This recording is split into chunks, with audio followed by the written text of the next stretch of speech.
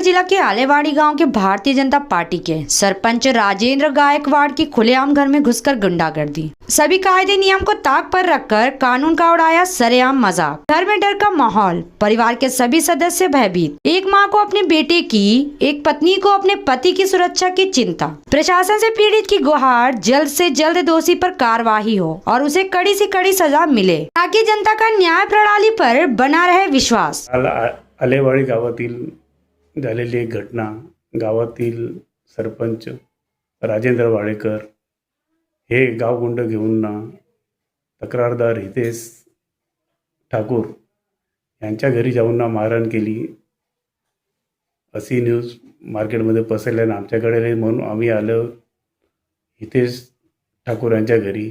यांच्याकडनं सविस्तर जाणून घेऊ का काय प्रकार आणि काय घटना घडली। तर नमस्कार हितेश, तुम्ही सांगू शकता काय प्रकार घडला आणि काय घटना घडली? हो, नक्कीच। आमच्या गावामध्ये श्री नाईक हे वरिष्ठ व्यक्ती आहेत।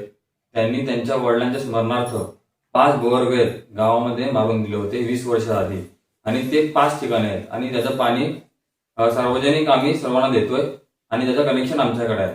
तर काल ग्रामपंचायतीने आम्हाला नोटीस दिलेली की हे सदरचे बोअरवेल हे ग्रामपंचायतीचे आहे, ते तुम्ही कनेक्शन काढून आम्ही सार्वजनिक करतोय।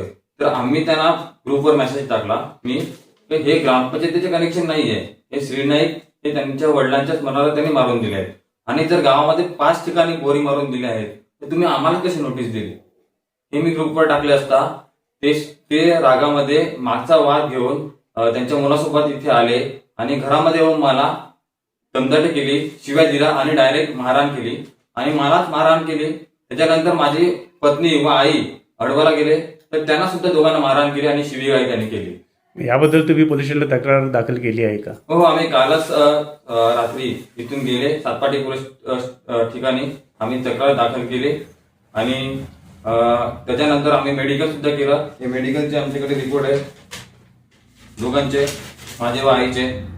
दोघांना लागलेला आहे, डोक्यामध्ये लागलं आहे, हाताला लागलं आहे, माझ्या इकडे चेहऱ्याला लागलेला आहे आणि ते हे करून ते नंतर धमकी सुद्धा देऊन गेले तर तुम्हाला मी जीवेठार मारू। ठीक आहे, हा प्रकार घडलाय। आता आपली प्रशासनाकडनं काय मागणी असणार? जर गावाचा सरपंच हा गावाचा रक्षक असतो, तो स्वतः भक्षक झाला तर गावकरी काय करणार? त्याच्याकडून हे कृत्य चुकीचं आहे, पूर्णपणे चुकीचं आहे। बरोबर, यांचं म्हणणं आहे की गावाचा रक्षकच भक्षक झाला आहे तर जनता जाणार कुठे आणि न्याय मागणार कुठे? धन्यवाद।